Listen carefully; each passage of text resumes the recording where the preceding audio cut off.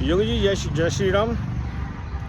ये चर्चा आज यूपी के भ्रष्टाचार के बारे में आपसे पहले भी ये चर्चा मैं कर डाल चुका हूँ और सिस्टम जवाब नहीं दे पाता क्योंकि सिस्टम में बहुत जगह करप्शन है और मेरे वीडियोस को टैग करके लोग काम रोक देते हैं क्योंकि भाई साहब आप शिकायत कर रहे थे इसलिए हमने काम ही रोक दिया।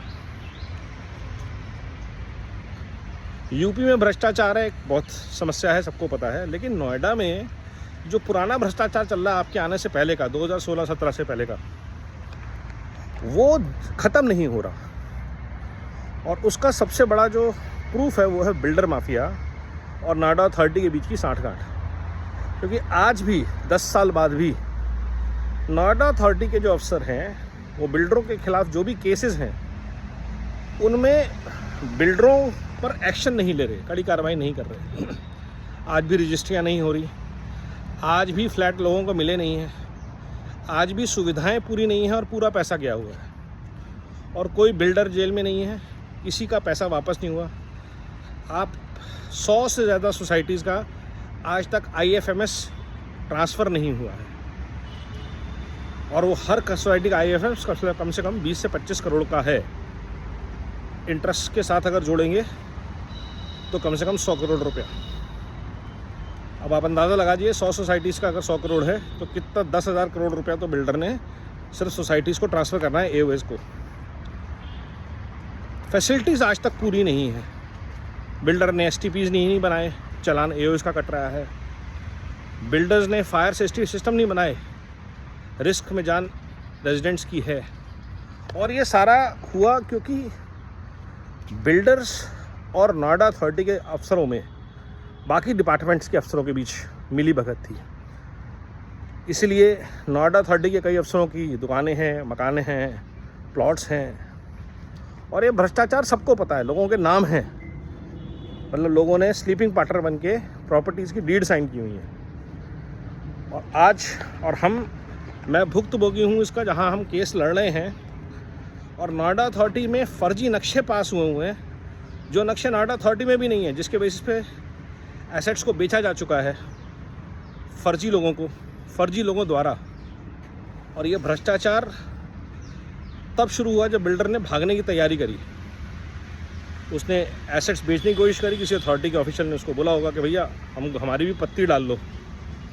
और जिन लोगों ने उन सुविधाओं के लिए पैसे दिए, यूपी रेरा कहता है, अपार्टमेंट एक्ट कहता है, ग्रुप हाउसिंग में बिल्डर फ्लैट के अलावा कुछ नहीं बेच सकता। कमर्शियल बना सकता है, कम्युनिटी फैसिलिटी बना सकता है, बेच नहीं सकता। या तो बिल्डर उसको ऑपरेट करेगा या जब छोड़ के जाएगा तो AA को देगा। लेकिन बिल्डर्स ने एक तरीका निकाला, उस एरिया को सोसाइटी के एरिया से बाहर कर दिया और वो कमर्शियल बन गए, जबकि नक्शा पास में वो जगह सोसाइटी के अंदर थी, सोसाइटी के लिए थी।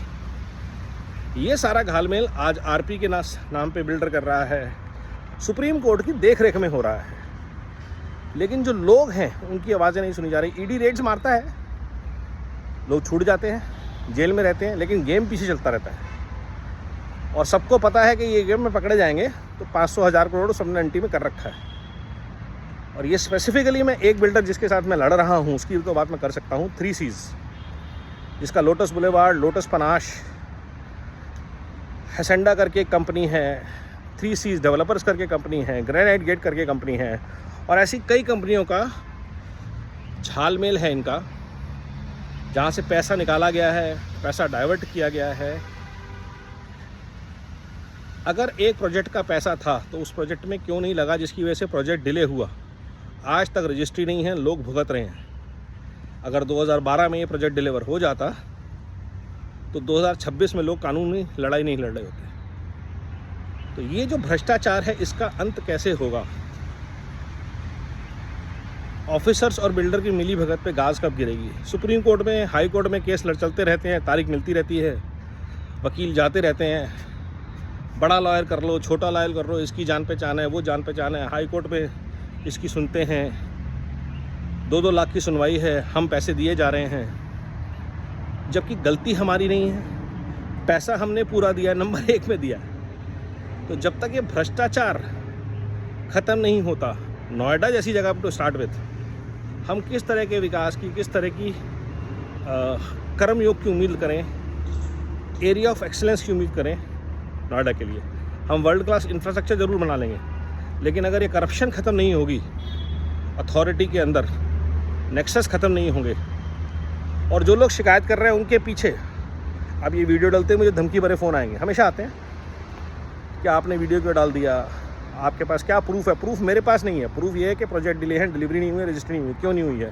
जवाबदेही मेरी नहीं है, हमारी नहीं है, होम बायर्स की नहीं है, नोएडा के इन्वेस्टर्स की नहीं है। जवाबदेही है उस सिस्टम की जिसको ये सब देना था और दे नहीं पाया। और पेनल्टी जो बिल्डर पे आपने लगाई है वो बिल्डर दे नहीं रहा आपको, हमसे वसूल रहा है। 50 करोड़ की पेनल्टी पे 400 करोड़ का इंटरेस्ट है, बिल्डर से वसूलिए। आप जेल में डालिए उसे, जेल में क्यों नहीं डाल रहे हैं? आपने कौन सा केस फाइल किया है जिसमें बिल्डर को आपने अकाउंटेबल बोला हो कि भैया रजिस्ट्री तो होगी। बिल्डर ने आपके पैसे जमा नहीं किए, आपने बिल्डर को ज़मीन दी थी, उसकी वजह से रजिस्ट्रीज कैसे स्टॉप्ड हैं, प्रोजेक्ट क्यों रुका हुआ है, फैसिलिटीज़ क्यों प्रॉपर नहीं बन रही हैं? ये सवाल पूछ रहे हैं और पूछा जाना चाहिए पूरे यूपी के प्रशासन से, क्योंकि जब इलेक्शन का समय आएगा तो हमें बहुत सारे लुभावने वादे किए जाते हैं और उनको पूरा नहीं किया जाता। उम्मीद है, इसलिए सवाल है। नमो भारत, वंदे मातरम, जय हिंद।